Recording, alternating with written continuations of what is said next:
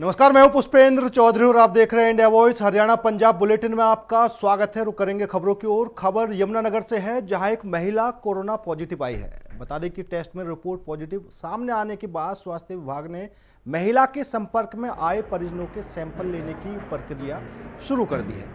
जिला civil surgeon ने बताया कि महिला को सांस लेने में तकलीफ हुई। अस्पताल में दाखिल होने के बाद उसके सैंपल लिए गए, जिसमें उसकी रिपोर्ट पॉजिटिव आई है। उन्होंने बताया कि महिला के संपर्क में आए सभी लोगों के सैंपल फिलहाल लिए जा रहे हैं।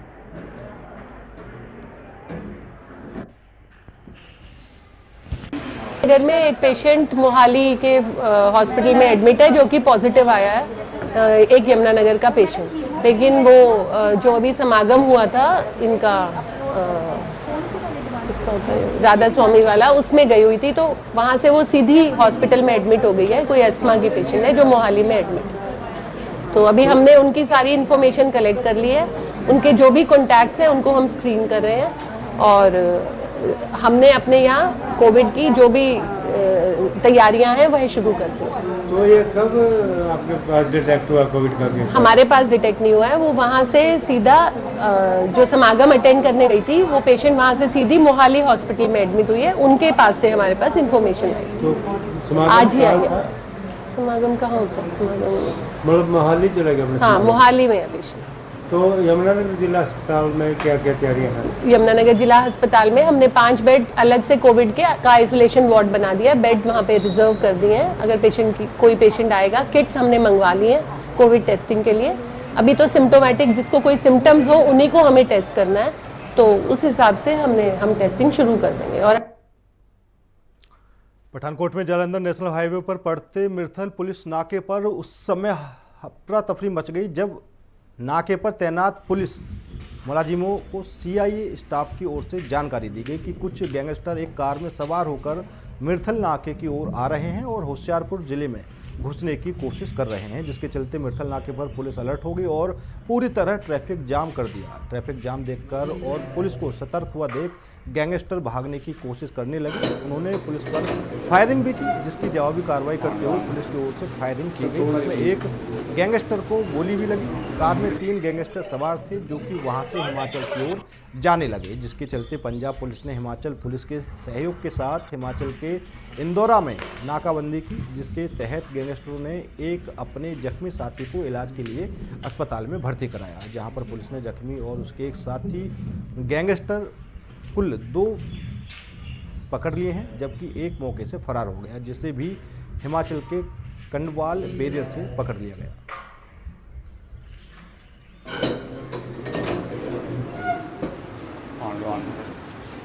थोड़ा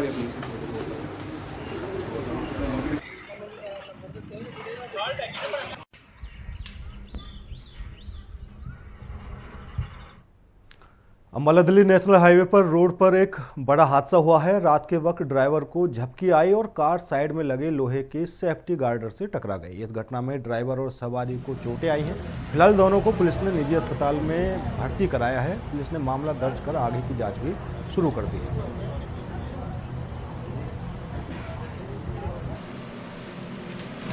आज देर रात करीब 12 बजे पटियाला से दिल्ली एयरपोर्ट के लिए करण नाम का लड़का था, ड्राइवर के साथ जा रहा था। वो जब मोड़ा एनडीआई के पास पहुंचे तो वो हाईवे पर लगी हुई ग्रिल के साथ अचानक टकरा गए और वो ग्रिल गाड़ी के बीचों बीच फट गई, जिससे कि उसको करण को माथे पर चोट लगी है और एक टांग में फ्रैक्चर है और ड्राइवर के भी माथे में चोट है और दोनों को शीघ्र ही वहाँ आदेश अस्पताल में दाखिल कराया गया इलाज के लिए, जहाँ पर वो जेरे इलाज हैं और गाड़ी को पुलिस कब्जे में ले लिया। और ऐसा प्रतीत होता है कि वो अचानक इत्तेफाक से ही गाड़ी ग्रिल से टकराई है। अभी कोई इसमें जानी नुकसान नहीं हुआ। ट्रैफिक व्यवस्था को दुरुस्त करने के लिए अम्बाला पुलिस ने कमर कस ली है। पुलिस ने वाहन चालकों द्वारा गलत तरह से खड़े किए गए वाहन और गलत नंबर लगे वाहनों के चालान काटे। पुलिस ने बस स्टैंड, सब्जी मंडी और आसपास गलत तरह से खड़े वाहनों के चालान काटे हैं। लालकुर्ती पुलिस चौकी इंचार्ज कुलदीप सिंह का कहना है कि ये कार्रवाई एसपी द्वारा किए गए आदेश के अनुसार की जा रही है और ट्रैफिक दुरुस्त होने तक जारी रहेगी।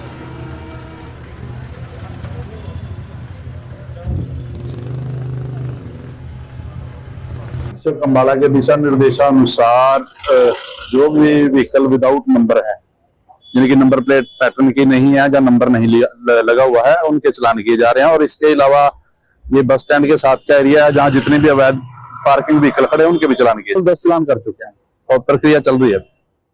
हाँ जी, ये बयान लगातार अफसर अम्बाला के निर्देशानुसार जारी रहेगा। जनता से यही अपील है कि अपने व्हीकल पर प्रॉपर जो पैटर्न की नंबर प्लेट है वो लगा के चलें और अपनी गाड़ी को सही जगह ही पार्क करें ताकि आमजन को कोई खबर यमुनानगर से है, जहां भारत सरकार की एडीएफ योजना के अंतर्गत रेड क्रॉस भवन में एक भव्य निःशुल्क वितरण शिविर का आयोजन किया गया। इस शिविर में दिव्यांगजनों को उनकी आवश्यकताओं के अनुसार सहायक उपकरण वितरित किए गए, जिनमें कान की मशीनें, व्हील चेयर, मोटराइज ट्राईसाइकिल आदि शामिल। इस कार्यक्रम के मुख्य अतिथि पार्थ IAS उपायुक्त रहे,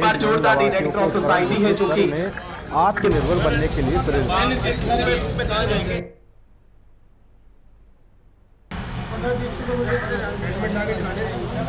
का ये फंक्शन हुआ, ये बहुत अच्छी बात है। ये नया सा है, अभी तीन ही लोगों ने, जिसमें डीसी साहब ने भी फॉर्म भरे हैं, 3 लोगों ने फॉर्म भरे हैं। लेकिन जहाँ तक प्रश्न है ये व्हीकल्स वगैरह देने का, जो हैंडीकैप्ड हैं उनको ये व्हीकल्स देने का, ये बहुत ही बड़ा पुण्य का कार्य है। और इसमें हर व्यक्ति को, मैं तो ये सोचता हूँ कि बढ़ चढ़ कर भाग लेना चाहिए। इतना बड़ा आयोजन जो है बहुत देर बाद हो रहा है। छोटे छोटे आयोजन तो होते रहे, लेकिन इतना बड़ा आयोजन बहुत देर बाद हो रहा है। और इसकी समाज को, जो डिपेंडेंट लोग हैं, जो विकलांग लोग हैं, उनको बहुत आवश्यकता है। और ये बहुत ही अच्छा, बहुत ही सराहनीय है। जितनी इसकी तारीफ की जाए ये उतनी कम है। कैंप का आयोजन DCM प्रधान जिला red cross society Shri Partha Gupta ji की अध्यक्षता में और हमारे स्टेट सेक्रेटरी महेश जोशी जी के अध्यक्षता में कार्यक्रम हुआ। इस कार्यक्रम में हमारी ACUT सुमन रानी भी IAS शामिल हुई और इस कार्यक्रम का आयोजन अलिम्को के सहयोग से किया गया, जिसमें 68,30,000 के करीब का सामान बांटा गया है। और हमारे लगभग 259 दिव्यांग भाइयों को motorise tricycle, wheel chair, hearing aid और सहायक उपकरण जितने भी बैसाखियाँ वगैरह हैं वो आज उनको दी गई है। और मैं खास तौर से जिला प्रशासन का और हमारी सारी साथी NGOs का धन्यवाद करूंगा, क्योंकि आज का एक ब्लड डोनेशन कैंप का भी आयोजन किया गया और ऑर्गन के बारे में खुद उपायुक्त महोदय ने ऑर्गन का आज फार्म भरा है और हमारे को मोटिवेट किया है। मैं जिला वासियों से निवेदन करूंगा कि ब्लड डोनेशन और ऑर्गन के लिए आगे आए और रेड क्रॉस सोसाइटी के साथ मिलकर काम करें। इसके लिए हम मुहिम भी चलाएंगे, अवेयरनेस प्रोग्राम भी करेंगे। PGI से हमारा कांटेक्ट है, वो कांटेक्ट करके जैसे भी हमारे स्कूल, कॉलेज और NGOs जैसे अवेयरनेस प्रोग्राम करवाना चाहेंगे हम उनके साथ। कुछ लोग हैं जो आज नहीं आ पाए, जिन्हें इसके ट्राईसाइकिल्स या व्हील चेयर्स की जरूरत थी, तो वो क्या अमूमन दिन में भी आकर आपके यहाँ फॉर्म भरकर प्राप्त कर पाते हैं? अब हमारे भारत सरकार ने ऐसा सिस्टम किया है कि ऑनलाइन फार्म भर के और लेकिन वो लेके चंडीगढ़ से आनी पड़ेगी, बस उसमें यही एक दिक्कत है। ना तो आपको विद इन वीक आपको ट्राईसाइकिल, व्हील चेयर, किसी भी इक्विपमेंट्स में देरी नहीं।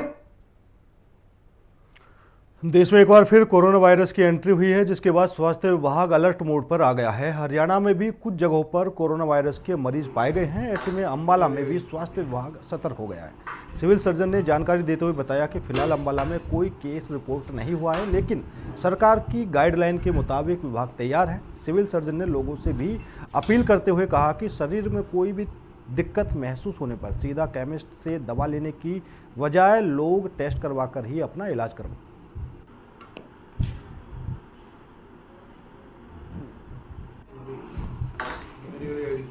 देखिए, अभी हमें मीडिया के माध्यम से पता चला है कि एक डिस्ट्रिक्ट में एक केस और शायद दूसरे डिस्ट्रिक्ट में एक केस मिला है। तो अम्बाला में ऐसा अभी कोई केस नहीं है और हमें नहीं मिला है। लेकिन जो भी पिछली बार की तरह से सरकार की जो हमारे पास हिदायतें हैं, जो गाइडलाइंस हैं, जो एडवाइजरीज हैं, तो जैसे आदेश होंगे उसके उनका पूर्ण पालन कर लिया जाएगा। फिलहाल जो है ऐसा भी कुछ नहीं है कि कोई बहुत ज्यादा केसेज जो है वो लोअर रेस्पिरेटरी इन्फेक्शन, LRI या कफ फीवर के ऐसे आ रहे हैं, लेकिन हम पूरी तरह तैयार हैं। आप जानते हैं अम्बाला सिटी में, अम्बाला कैंटनमेंट डायमीटर में हमारे बड़े हॉस्पिटल, इसके अलावा 5 CSCs भी हैं, 17 PSCs भी हैं। तो हर जगह जो है सभी प्रकार की जो दवाइयाँ हैं या फ्लूइड्स हैं या बेड्स हैं वो हमारे पास भरपूर मात्रा में सफिशिएंट मात्रा में उपलब्ध है। सर क्या कुछ जो है जनता को इसका परहेज रखना पड़ेगा और लोगों में अफवाह ना फैले कि कोविड को लेकर, इसके बारे में अभी तक अभी किसी भी अफवाह की किसी भी डर की कोई जरूरत नहीं है। जैसे जैसे हमारे पास आदेश आते रहेंगे हम सभी को देते हैं। गर्मी अपने आप में बहुत ज्यादा टेम्परेचर है, हालांकि 2 दिन पहले तो किसी बारिश हुई थी तो उससे थोड़ा फर्क पड़ गया था, लेकिन हीट अभी भी बहुत ज्यादा है और भी बढ़ने की संभावना है। तो अपने आप को सुरक्षित रखें, पानी भरपूर मात्रा में पिए, छायादार जगह पे रहें, अनावश्यक रूप से दोपहर को 10-11 बजे के बाद 2-3-4 बजे तक बाहर ना निकलें, जरूर काम है तभी रखें और अपने शरीर को ढक के रखें। दूसरी बात है कि साफ सुथरा ही खाना खाएं और पानी की कंप्लीट जितनी जरूरत होती है उतनी। फिलहाल रुकेंगे छोटे से ब्रेक के लिए। ब्रेक के बाद खबरों का सिलसिला लगातार जारी है। ब्रेक के बाद एक बार फिर आप सभी का स्वागत है। रुक करेंगे अगली खबर का। पद्मश्री लेखक डॉक्टर रतन सिंह जग्गी का निधन हो गया है। उन्होंने पटियाला के सद्भावना अस्पताल में अंतिम सांस ली। वे 98 साल के थे। वह कुछ समय से बीमार थे। उनका अंतिम संस्कार पटियाला में किया गया। उन्होंने साहित्य के क्षेत्र में अपने अमूल्य कार्यों की एक समग्र विरासत छोड़ी है जो भावी पीढ़ियों के लिए सदैव प्रेरणा का स्रोत बनी रहेगी। उनके परिवार में उनकी पत्नी और एक बेटा है।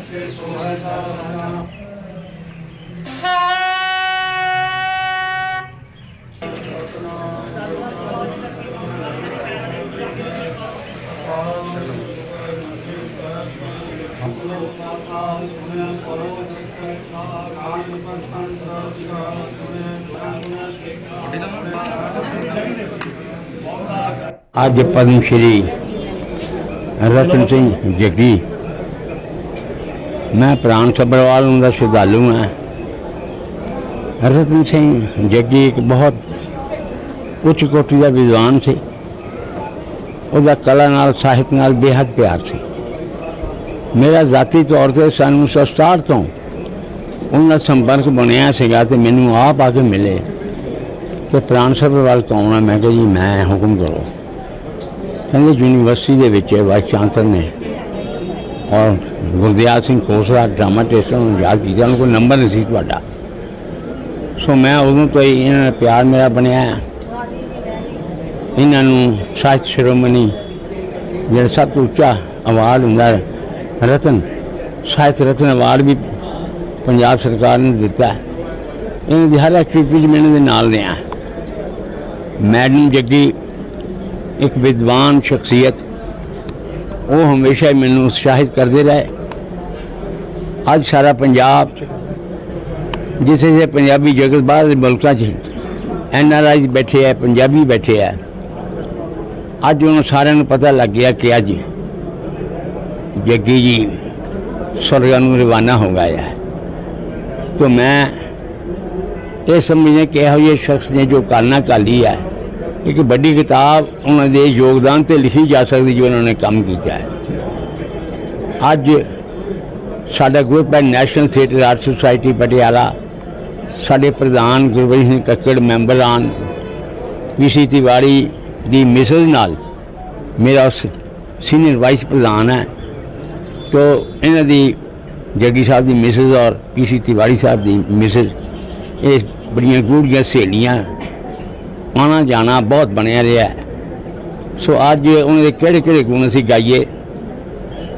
मैं अपने नटराज वालों परिवार वालों, मेरा बेटा भी इत्थे हाजिर है Vikas Sabharwal, AIG assistant inspector general Punjab police है।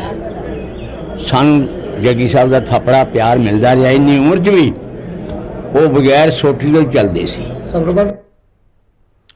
नशे के खिलाफ जंग की मुहिम के तहत पंजाब पुलिस को लगातार बड़ी सफलताएं हासिल हो रही हैं और पुलिस बड़े नशा तस्करों के खिलाफ बड़ी कार्रवाई भी कर रही है। दूसरी ओर ऑपरेशन संपर्क के तहत पुलिस क्षेत्रों और स्कूलों का दौरा कर लोगों के साथ बैठकें कर रही है और उन्हें नशीली दवाओं के दुरुपयोग के दुष्प्रभावों के बारे में भी जानकारी दी जा रही है। इसी के चलते DGP ने एक निजी स्कूल के विद्यार्थियों के साथ बैठक की और उन्हें नशे के दुष्प्रभावों के बारे में भी जानकारी दी। वहाँ पत्रकारों से बात करते हुए उन्होंने कहा कि मार्च महीने से शुरू हुई नशे के खिलाफ जंग के तहत पुलिस को लगातार बड़ी सफलताएं मिल रही हैं और पुलिस अब स्कूलों में जाकर विद्यार्थियों को नशे के दुष्प्रभावों के बारे में जानकारी दे रही है। ਤੁਹਾਨੂੰ पता ही है कि पंजाब सरकार पिछले 3 महीने तो युद्ध नशा के विरुद्ध शुरू किया हुआ है। तो इस युद्ध नशा के विरुद्ध में कई सारी चीजें हैं, जैसे कि स्कूल में आके या कहीं पब्लिक में जाके लोगों को इसके बारे में अवेयर करना, जागरूक करना कि नशा कितना खराब है, इसके विरुद्ध चलो। इसके साथ एक आसो जिसमें हम चारों तरफ से घेर के नशा तस्कर को पकड़ते हैं, उनको जेल में लेके जाते हैं। उसके अलावा जेलों के बीच में विजिट होता है कि वहाँ पर भी देखो किसी तरह का नशा तो नहीं बिक रहा है अंदर जेल के अंदर। तो इस तरह के कई सारे हमारे काम हैं। उसी के लड़ी में आज मैं इस स्कूल में आई हूँ। बहुत अच्छा स्कूल है, चेयरमैन साहब बैठे हुए हैं। यहाँ के बच्चे भी काफ़ी देशभक्ति से ओतप्रोत हैं। बड़ा अच्छा लगा इनसे मुझे इंटरेक्ट करके। तो यहाँ पे मैं बच्चों के साथ इंटरेक्ट करने आई थी, जिससे बच्चों को समझा सकूं कि नशा कितना खराब है और उससे दूर रहने में ही भलाई है, तभी उनके सपने पूरे हो पाएंगे। फिलहाल मेरे साथ इस बुलेटिन में इतना ही। बाकी देश और दुनिया की तमाम खबरों के लिए देखते रहिए इंडिया वॉइस।